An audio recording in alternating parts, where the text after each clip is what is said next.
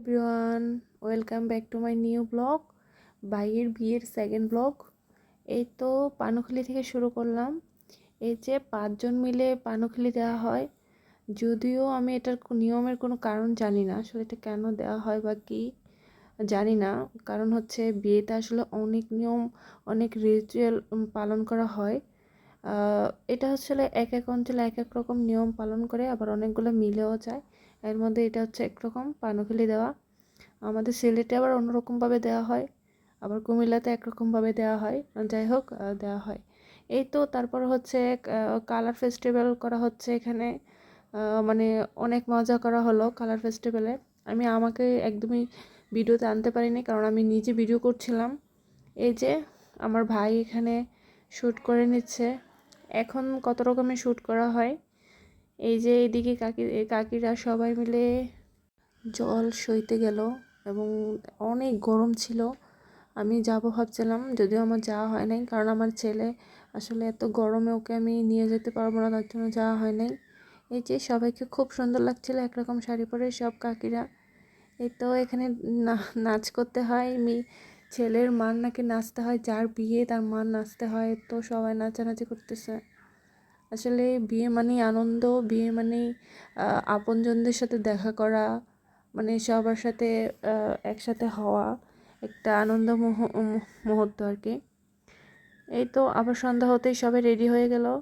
এই যে আমার ভাই রেডি হয়ে গেছে, ওকে এত সুন্দর লাগছিল যে মানে চোখই সরাতে পারছিলাম না, অনেক সুন্দর লাগছিল আমার ভাইকে, একদম রাজপুত্রের মতো।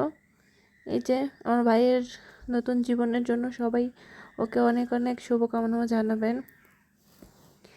এই যে এই নিয়মটা কি বলতে পারবেন আপনারা? এই যে কি যেন একটা গাছ দেখায়, এই তো অনেক নিয়ম। এই যে আমরা গাড়িতে অনেক মজা করছিলাম।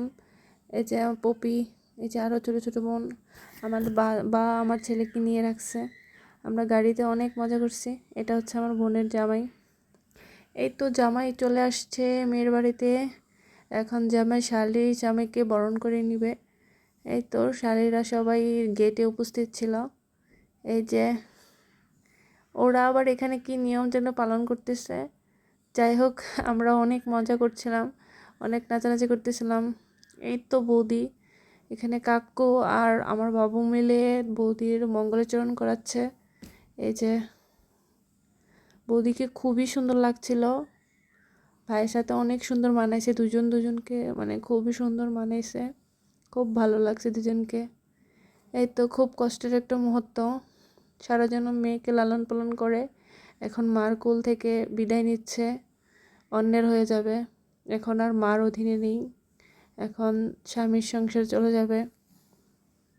এই তো এখন শুভ দৃষ্টি, এই সেই মুহূর্ত। মানে আমার মনে হয় প্রত্যেকটা মেয়ের বা ছেলের সব থেকে সুন্দর মুহূর্ত হচ্ছে এটা। আসলে এই জিনিসটা দেখলে নিজের বিয়ের কথা মনে পড়ে যায়। মনে হয় যে আমি কি করছিলাম তখন। এই তো বৌদি ভাই দুজনের দিকে তাকাচ্ছে, অনেক মজা হচ্ছিল বিয়েতে। আমি বেশিক্ষণ যদিও থাকতে পারি নাই, কারণ অনেক গরম ছিল। আমার ছেলেকে নিয়ে আমি চলে আসছি বাসাতে।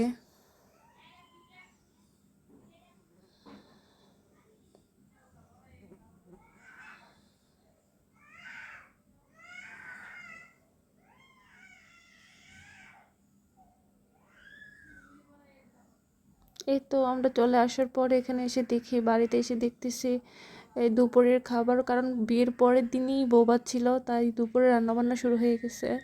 এই যে বৌদিকে কেমন লাগছে বলবেন। এই যে আমার ছেলে গরমে পুরো অতিষ্ঠ হয়ে যাচ্ছে, ও আসলে থাকতেই যাচ্ছে না। এই যে আমরা সবাই খাওয়া দাওয়া শুরু করে দিচ্ছি। মানে সবাই, মানে খাবার অনেক টেস্টি হয়েছিল, অনেক ভালো লাগছে খাবারগুলা। প্রত্যেকটা খাবারই অনেক টেস্টি হয়েছে, খুবই ভালো হয়েছে। এই তো আপনাদের সাথে খাবারটা শেয়ার করলাম, কেমন হয়েছে প্লিজ জানাবেন। এই যে সব সুন্দরীরা, মেকআপ সুন্দরীরা সবাই সেলফি তুলছিল, আমি একটু ভিডিও করে নিলাম ওদেরকে। এই তো ভাইয়ের বিয়ে শেষ, চলে আসলাম, আর পরে বাসায় চলে আসার ব্লগ।